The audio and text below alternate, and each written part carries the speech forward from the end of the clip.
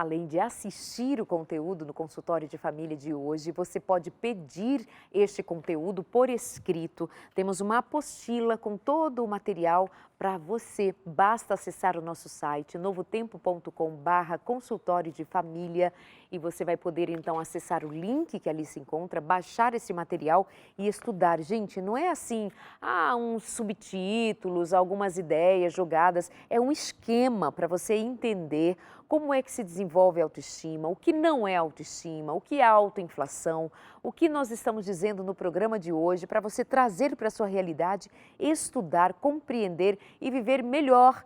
Quando sabemos mais, nós vivemos melhor, especialmente quando nós temos em mente considerar a prática disto, fazer reflexões, tomar banho, como diz a Kedma, tomar aquele banho pensando, avaliando, fazendo reflexões, tomando decisões a partir daquilo que depende das suas decisões e tão somente delas. E assim nós vamos oferecendo a você este material feito pela Kedma Nascimento, que é psicóloga, consultora, trabalha com desenvolvimento humano 24 horas por dia e nos traz aqui esse material feito com muito carinho, muito obrigada. Então acessa novotempo.com/consultório de família. Falávamos anteriormente sobre a autoestima, vamos continuar falando delas, mas também sobre a autoinflação. Quais são os efeitos colaterais da autoinflação pela diminuição da competição? Me fala desse esquema da autoinflação e os seus resultados negativos. Eu vou começar falando o seguinte: a autoconfiança e o autorrespeito, que são os dois componentes da autoestima, eles são sustentados, né, tem um alicerce para eles, pela autenticidade. Esse é o primeiro tópico quando a gente vai responder essa sua questão. Então, não existe autenticidade na geração Y. Existe o quê? Eu tenho uma necessidade tão grande de reconhecimento, nós falamos disso em programas anteriores, né? De aceitação, que eu chego para você, ai, Darleide, você está linda, mesmo que eu não ache que você está linda. E eu te digo isso porque eu quero que você me diga alguma coisa parecida com isso, né? Não há autenticidade. Por exemplo, eu converso sobre tudo bêbado. Tomo muita vodka e aí eu libero o meu id e falo tudo que eu posso e que não devo. Mas quando eu estou lúcido, eu não falo dos meus sentimentos, eu não falo das minhas emoções, eu não falo das minhas preocupações, eu não quero entrar em contato com elas. Aí, amigos, deixei aqui na página 9 deste material para você um texto assim. Uma vez que a autoestima positiva é o sentimento, a experiência e a convicção de ser adequado à vida e aos seus desafios, e que a nossa mente é a ferramenta básica da sobrevivência, o pilar central da autoestima saudável é a política de viver conscientemente. Então, na maior parte das vezes, quando há o suicídio, se há uma tentativa frustrada e a gente consegue conversar depois com a pessoa, esse é o motivo maior.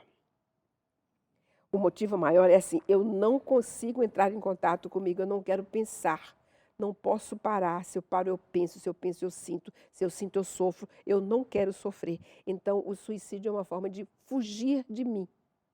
Mas se eu começo a me tornar consciente aos poucos, tomando banho, aos poucos, consciente de mim, comece pelos pontos positivos. O que é que eu fiz no dia de hoje que eu me orgulho? Falei uma verdade para alguém, pedi um feedback e só ouvi, eu não contestei. Depois eu pensei nele e fui à luta, tive coragem. Então, o pilar central da autoestima saudável é viver conscientemente, ou seja, é uma questão de honestidade e integridade comigo mesmo, né? A partir daí, vem uma outra questão extremamente importante, né, que é assim, o nível da nossa autoestima não pode ser mais alto do que o nosso nível de autoaceitação. Opa! Então, eu preciso fazer um exercício para entender onde é que eu não estou me aceitando, o que eu não aceito em mim e por quê. E começar aí a luta. Vou mudar isso aqui, eu vou aceitar isso em mim, me aceitar da forma que eu sou. E eu sempre brinco, né, com aquela cena, o gatinho se olhando no espelho e vendo o leão. Não, eu preciso começar a trabalhar em mim o suficiente para dizer assim, eu me aceito como gatinho, eu sou um gatinho GG, um gato gostoso. Mas isso é aos poucos, não pode ser de uma vez, é um processo. Mas eu estou dizendo de coisas que são muito importantes para você chegar lá. Aí É preciso ter coragem para fazer isso tudo, né? Então, o gatinho que se olha no espelho e se vê leão, na verdade, ele está no ego Se negando, idealizado, idealizado. super inflacionado, porque ele Isso. não é leão, ele é gato, Ele ele é precisa se gato. aceitar gato. Gato. E ele nunca Só vai que tem que ser ser um leão. gato bom, Isso. com seus Eu limites. sou um gato bonito, eu sou um gato corajoso, eu confio em mim, eu caço melhor do que ninguém, todo mundo gosta de mim, a mulherada quer me colocar no colo e coçar meu Aham. pescocinho, né? Então, assim, a autoaceitação é extremamente importante no processo. E até esse sentido dizer assim, eu sei que eu não sou a pessoa mais bonita nos padrões de beleza, eu sei que eu tenho este ou aquele outro, mas o fato é sentir-se, não é? Como você se vê, como você se sente, como você enxerga a sua beleza. Exatamente. E aí, veja, independente do que os outros pensam de mim, eu preciso achar alguma coisa de mim. Exatamente. Eu preciso ter coragem de me olhar no espelho e me aceitar como eu sou. Quais são as vantagens de ser como eu sou? Porque cada pessoa tem o seu jeito. Todo mundo não é bonito, todo mundo não é alto, todo mundo não é ideal, Exato. não é? Mas Uhum. todo mundo é importante. E aí, Darleide, a segunda parte da resposta à sua pergunta é assim: a autoestima ela se fundamenta em 5 pilares. E eu preciso insistir em trabalhar esses 5 pilares. O primeiro é viver conscientemente. Ou seja, o que, que eu fiz no dia de hoje, de bom e de ruim. Como é que eu sou, gosto de mim a si mesma. O segundo é viver com autoaceitação. Né? Eu me aceito do jeito que eu sou. O terceiro é viver com responsabilidade. E responsabilidade é, errei, vou pedir desculpas e vou consertar. Vou assumir. O que tem acontecido? Os pais não permitem isso, né? Porque quando acontece um erro, o que eles fazem? Eles assumem a culpa ou eles canalizam a culpa para um outro adulto, mas não permitem que o Y sinta a culpa. Eu preciso sentir culpa. Eu preciso sentir culpa, eu preciso sentir mágoa e eu preciso aprender a perdoar. Isso me ajuda a crescer, a desenvolver minha autoestima. Muitas vezes o que acontece é que o Y não sabe, mas ele não perdoa os pais pela superproteção. Porque é uma coisa horrorosa a superproteção. Ele me invalida como pessoa, né? Depois, Eu acho que ele causa um prejuízo bem semelhante ao do abandono, não do é? Não é abandono. uma espécie de abandono, essa autoproteção é abandonar a capacidade, fazer o outro abandonar a capacidade de gerir sua vida. Isso, exatamente. Eu não tomo decisões, eu não corro riscos, eu não erro e não acerto, eu não desenvolvo coragem, eu não desenvolvo determinação, e isso tudo faz parte da minha autoestima. Então, viver com autenticidade, que é a base para a autoconfiança e o autorrespeito, é o quarto pilar. E o quinto pilar é viver com benevolência, ou seja, dividir com o outro o que eu tenho de melhor. Abrir mão de alguma coisa minha para o outro, né?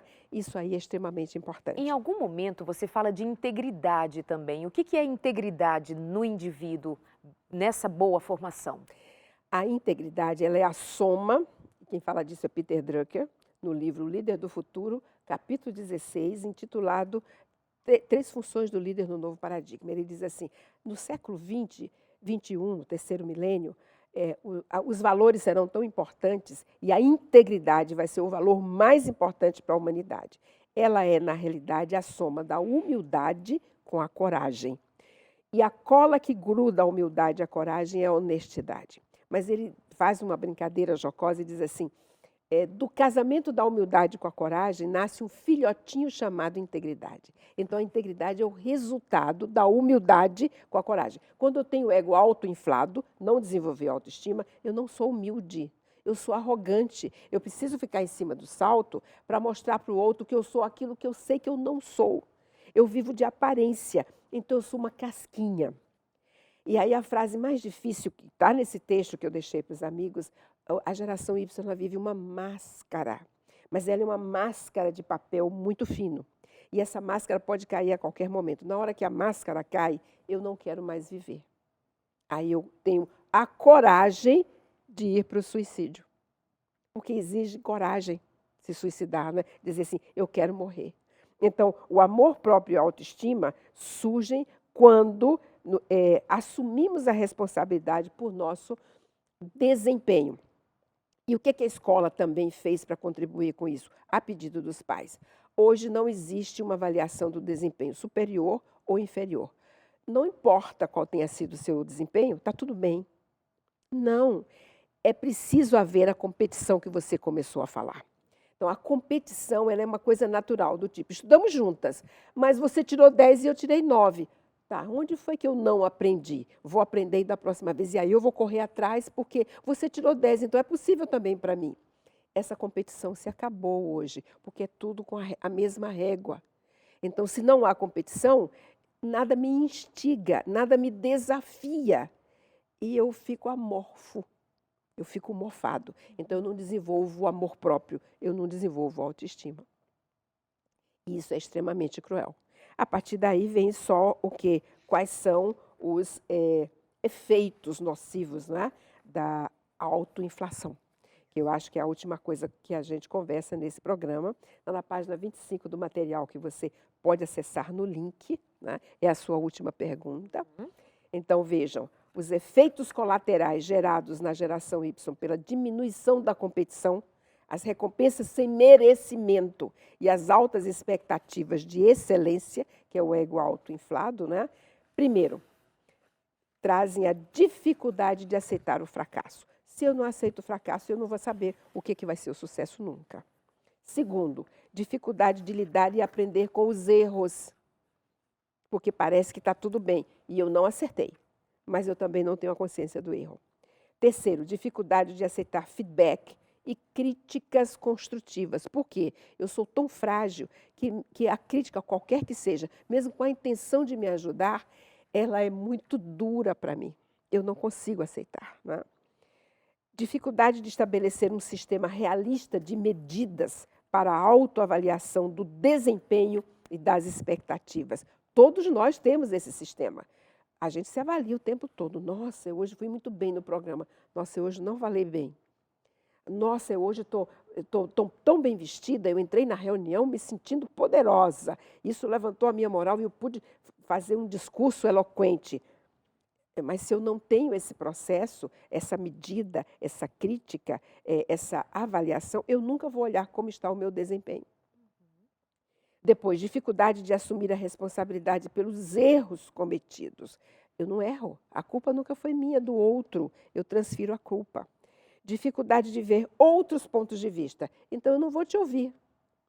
Eu sei o que eu quero, o que eu estou falando, porque é o que eu posso fazer dentro da minha pequenez, e o do outro não interessa. Falta de autoconhecimento, já falamos disso. Dificuldade de reconhecer suas limitações, dificuldade de assumir a responsabilidade por seus atos e suas decisões. E isso chama-se irresponsabilidade. Então, quando há irresponsabilidade, eu não me respeito, porque eu tenho um pouco de consciência do quanto eu fui irresponsável e o quanto todo mundo foi paternalista, maternalista, me protegeu, tamponou e passou por cima. Eu sinto culpa. E, por último, incapacidade de focar-se no presente. Eu não quero entrar em contato com a vida. A vida é muito difícil, é muito dura para mim. E a proteção, ela faz com que eu seja uma bolha. O vento sopra para a direita, me leva, o vento sopra para a esquerda, me leva, até o momento em que o vento me leva para a parede e a bolha explode. Ela estoura. E aí eu deixei de viver. Dizendo tudo isso, tendo essa compreensão, fica mais nítido, ou mais nítida a situação que hoje as pessoas, os jovens, essa geração, a geração Y, de quem especialmente nós temos falado, mas eu acho que cabe todo mundo nisso, porque pais e filhos estão envolvidos, até os avós ainda estão envolvidos, nessa dificuldade que nós temos de lidar hoje com a realidade. Hoje é exatamente isso como a gente consegue visualizar à medida que você vai nos fazendo pensar sobre como está difícil de ouvir o outro, respeitar o outro, só é favorável que eu ouça se estiver de acordo comigo. Não estando de acordo comigo, deleto, dane-se, desapareça, morra. Tem um sentimento de até ser assim, morra, não pensa como eu penso, desapareça. Há um sentimento até um afastamento de quem é o outro e um desamor. Estaríamos falando de alguma maneira de desamor, falta de amor à vida? Sim, porque a base da autoestima é o amor próprio. E se eu não me amo, eu não amo o outro. Qual que é o mandamento divino? Ama ao próximo como a ti mesmo. E a Deus sobre todas as coisas. Então, nesse caso, se eu não me amo, eu não amo o próximo e eu não amo a Deus. Porque eu não senti a experiência do amor. Eu deixei duas frases no final do material que são muito importantes e que eu queria trazer para os amigos agora. Uma é do Hugh Downs, quando ele diz assim: feliz não é a pessoa num determinado conjunto de circunstâncias, mas a pessoa com um determinado conjunto de atitudes. E eu preciso ajudar o outro a construir esse conjunto de atitudes, dando feedback, colocando limites, né? Fazendo com que ele amplie o ego dele, e é a consciência, isso aí, a autoconsciência, com que ele seja assertivo, autêntico, genuíno, com que ele confie nele mesmo, com que ele se respeite. A outra frase que eu deixei aqui, que vai esclarecer muito isso que você comenta, é da Helen Keller, que é fantástica, né? Ela diz assim: 4 lições para aprender na vida. Pensar com clareza, isso é tomar banho. Sem pressa ou confusão. Amar a todos com sinceridade. Então, se eu fui protegido e eu não tenho consciência de quem eu sou, eu não assumo os meus erros e eu jogo para o outro a minha culpa, eu não sou sincero comigo. E eu não consigo amar. Agir sempre movido por nobres motivos, mas para isso eu preciso valorizar o outro. E eu só valorizo o outro na medida que eu me valorizo, né, que é o segundo componente da autoestima. E por último, confiar completamente em Deus. Mas como que eu vou confiar em Deus se eu não tive uma experiência com Ele? Porque para ter a experiência com Deus, eu preciso primeiro ter a experiência com o ser humano, a experiência do sim, do não, e me entregar. É confiar nele, ter fé, acreditar que Ele existe. E eu não treinei isso, eu treino isso na relação com o pai, com a mãe, com o irmão, com o amigo, com o colega de trabalho, com todo mundo que me cerca. Eu não treinei isso. Então vamos assim fazer um exercício. Fizemos um diagnóstico, um geral diagnóstico e prognóstico também. Sim. Mas e em termos de cura? Em termos de... O que fazer? O que fazer? Perfeito. Essa é a última página do seu material. Pensamos em tudo, né, Darlene? Exatamente. A última página do material tem 7 tópicos que são extremamente importantes e muito simples para você seguir, você que é da geração Y, e você mesmo ir à luta, porque esse processo é um processo de autointimação. Você precisa querer. Eu vou à luta. Se você não quiser, ninguém pode fazer nada por você. Mas, acima de tudo, pais, líderes, ajudem. Ajudem colocando limites, ajudem dando feedback, ajudem aprendendo com o erro, não é? Caminhando juntos. Primeiro item aqui, o que fazer para desenvolver sua autoestima. Cuidar o suficiente para desenvolver o sentimento de ser amado. Então, eu preciso prestar atenção. Pais, superproteção não é amor. Porque quando eu superprotejo o outro, eu sufoco ele. Não amar é deixar o indivíduo viver e vivenciar as experiências da vida, não é? E aí ele vai se sentir amado. Segundo, dar feedbacks honestos, tanto em situações positivas quanto negativas, ou seja, nos acertos ou nos erros, estamos juntos. Como eu já falei antes, no erro não é a punição, é o que aprendemos com o erro e como vamos fazer para construir o acerto. E no acerto é justificar por que foi bom, por que acertou. Terceiro, colocar limites de forma equilibrada e verdadeira. Eu já citei isso aqui antes e vou repetir. Há um livro que é fantástico, que todos nós temos que ler várias vezes. Chama-se Limites Cara a Cara. O autor é John Townsend, Townsend. Ali ele explica, ele tem uma série nos livros dele, limites no casamento, limites no noivado, no namoro, etc. Mas esse cara a cara ensina você a colocar limites em quaisquer situações e em quaisquer faixas etárias. Então ele diz assim, o limite é algo quando eu digo para o outro, aqui é uma cerquinha, aqui termina o teu território e começa o meu, e eu não abri a cerquinha para você passar. E o outro fala, mas eu queria chegar lá. Não. É dizer sim na hora do sim, não na hora do não, de forma justificada, conversada, respeitosamente e mantida. Não abra mão disso, porque aí vem o jogo. E aí eu fico na ambivalência. E aí eu corro para a autoinflação de novo. Não desenvolvi autoestima. Quarto, valorizar, compreender e desenvolver o sentimento de importância. Então, eu sou importante para o outro porque eu me sinto importante, né, para comigo mesmo. Quinto, desafiar para correr riscos. Então, a competição, ela é legal. A competição no sentido não de matar o outro, de querer prejudicar o outro, mas de caminhar com o outro naquilo que é bom, chegar lá onde ele chegou. Não é? Correr riscos o tempo todo sem medos. Ter liberdade vigiada. A gente pensa que liberdade é uma coisa assim, eu faço o que eu quero, a hora que eu quero, do jeito que eu quero.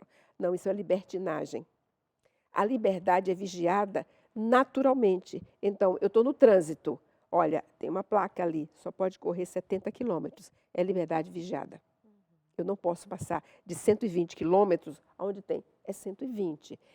O tempo todo, os princípios, as normas, os valores, eles dão um limite para a gente. Isso é a liberdade vigiada. E respeitar isso é uma forma de desenvolver minha autoestima.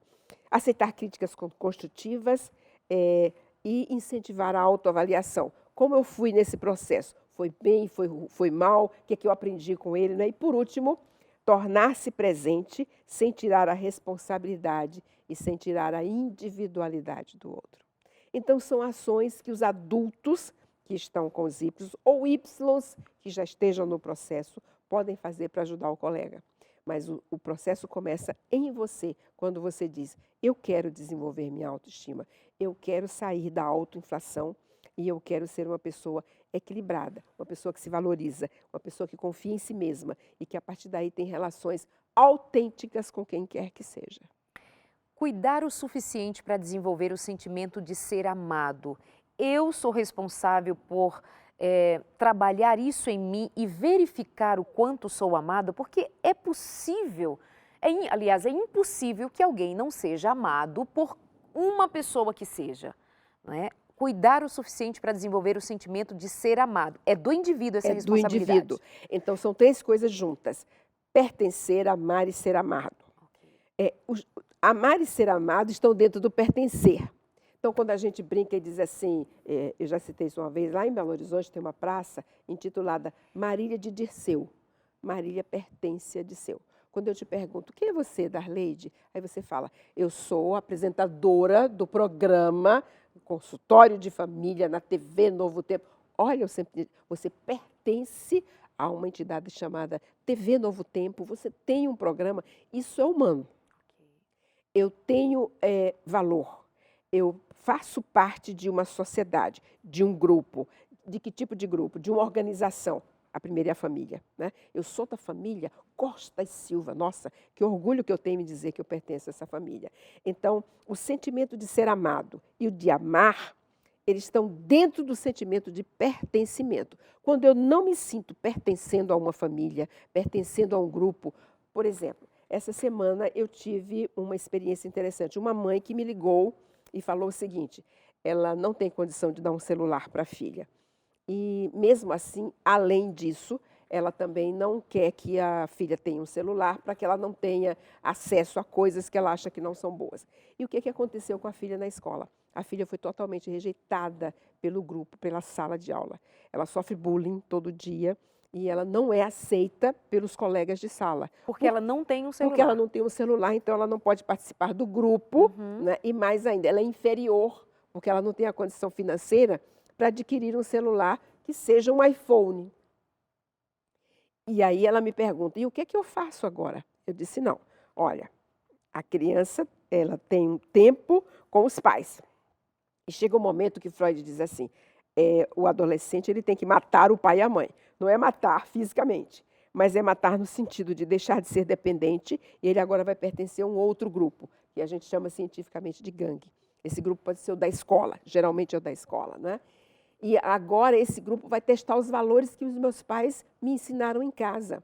Mas eles também vão ensinar novos valores e eu vou ter que agora entender que valores eu sigo, que valores eu não sigo, que novos valores eu vou admitir para ser aceito por este grupo, para pertencer a esse grupo. E esse grupo vai ser o grupo que continua comigo, são os amigos até a morte.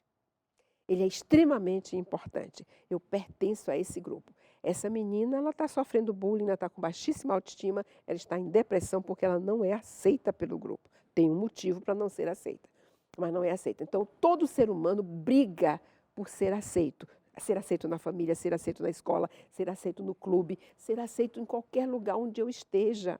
Eu tenho amigos, eu tenho colegas, tem termo para isso, inclusive.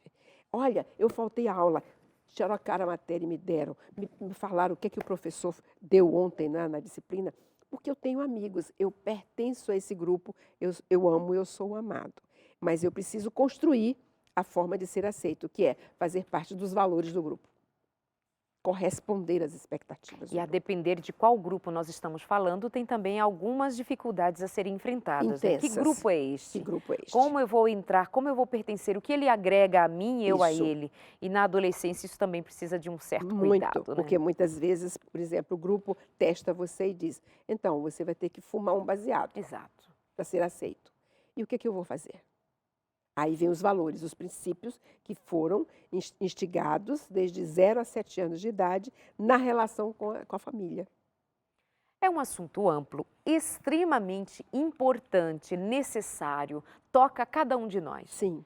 Toca a cada um de nós. Eu tenho as minhas lacunas, certamente Kedma, com todo o conhecimento que tem as suas lacunas, você tem as suas lacunas, e a gente precisa avançar no sentido de como eu vou lidar com aquilo que eu não tenho, como eu vou buscar e preencher conscienciosamente, produtivamente, aquilo que me falta, afinal de contas nós não somos perfeitos, afinal de contas nós não somos a plenitude da plenitude, mas nós vamos avançando para nós nos prevenirmos de adoecermos mentalmente, de pensarmos no suicídio, por não querermos ter contato com a dor, com as nossas limitações, com aquilo que é pertinente à experiência humana de cada um de nós, com as suas diferentes histórias. Nós temos histórias bem diferentes, talvez me tenha faltado na primeira infância o suporte para a minha autoestima. Sim.